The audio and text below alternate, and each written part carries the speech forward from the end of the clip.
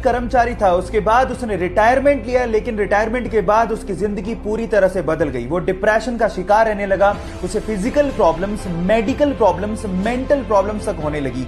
1.5 साल तक वो बेड पर ही पड़ा रहा और किसी के सहारे के बिना तो वो उठ भी नहीं सकता था।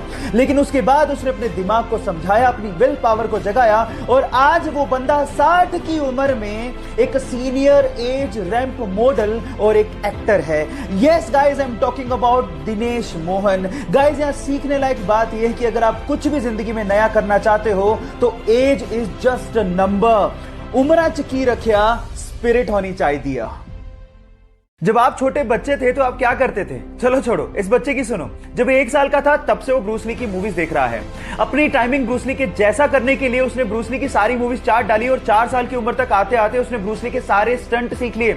और आज वो लड़का अपने अंगूठे पे पुशअप करता है, अपने हाथ की एक उंगली पे प्रेसअप करता है, अपनी मुट्ठियों पे चलता है और ब्रूस ली के जैसे सारे किकिंग स्टाइल करता है। और आज गाइस वो लड़का इंस्टाग्राम, फेसबुक, यूट्यूब पे छाया हुआ है। यस गाइस, उसका नाम है रेउसे इमाई, जिसे आज लोग छोटा ब्रूस ली भी कहते हैं। वो तो अपने डेडिकेशन के बलबूते पर अपने आइडियल के जैसा बन गया। आप किसके जैसा बनना चाहते हैं? चैट सेक्शन में लिखना मत भूलिएगा।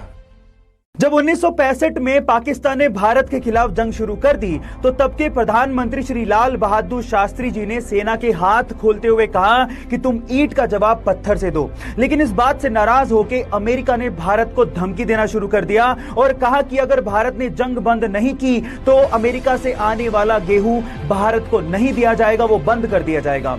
इस बात से लाल बहादुर शास्त्री जी ने सबसे पहले अपने रसोइये को कहा कि तुम अब से सिर्फ एक ही वक्त का खाना बनाओगे और उसके बाद देशवासियों से अपील की कि वो अब एक ही वक्त का खाना खाएं, क्योंकि हम लोग एक वक्त का खाना खा लेंगे लेकिन यूएस की धमकियों के आगे झुकेंगे नहीं।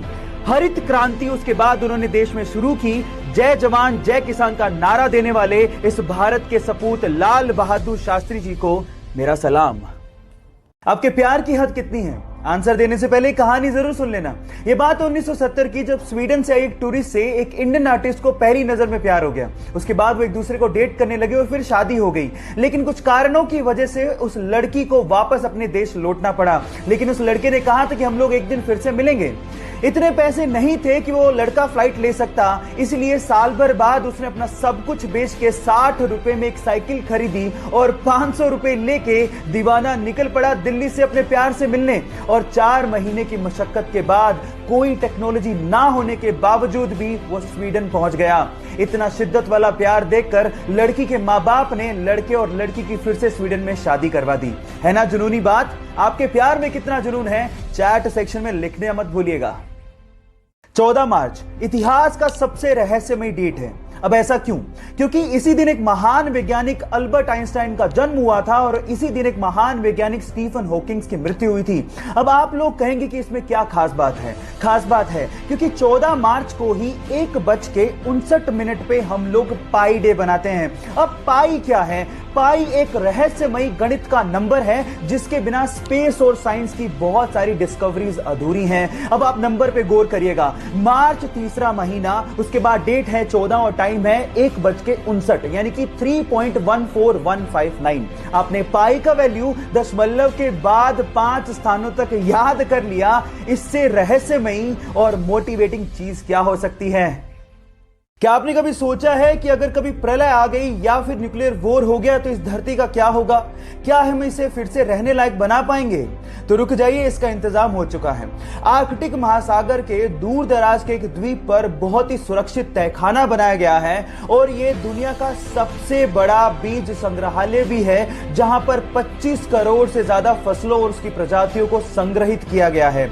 यह इतना सुरक्षित है कि अगर कोई आपदा आती है या फिर न्यूक्लियर वॉर होता है तो उस तहखाने को कुछ भी नहीं होगा और मानव जाति को फिर से फलने और फूलने का एक मौका मिल जाएगा। उस सबसे सुरक्षित संग्रहालय का नाम है स्वालबोर्ड सीड वोल्ट। सो गाइस, घबराने का नहीं, क्योंकि हमने अपनी इस प्यारी सी धरती को किसी भी आपदा से बचाने का काम शुरू कर दिया है। सुबह होते ही झोला लेके वो घर से बाहर निकल जाते हैं, पर अपने काम के लिए नहीं, बल्कि उस काम के लिए जिससे दूसरे की जान को बचाया जा सके।